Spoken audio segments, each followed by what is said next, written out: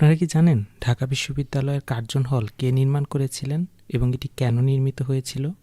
আজকের ভিডিওতে আমরা কার্জন হলের ইতিহাস সম্পর্কে জানব।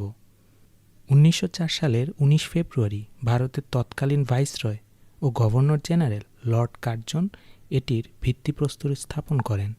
বঙ্গভঙ্গ ঘোষিত হওয়ার পর প্রাদেশিক রাজধানী হিসেবে ঢাকাকে গড়ে তোলার জন্য রমনা এলাকার যেসব ইমারতের গুরুত্ব বৃদ্ধি পায়, কার্জন হল তার মধ্যে অন্যতম। বর্তমানে কার্জন হল ঢাকা বিশ্ববিদ্যালয়ের বিজ্ঞান ও জীববিজ্ঞান অনুষদের কিছু শ্রেণীকক্ষ ও পরীক্ষার হল হিসেবে ব্যবহৃত হচ্ছে, কিন্তু এটি নির্মাণ করা হয়েছিল সম্পূর্ণ ভিন্ন উদ্দেশ্যে।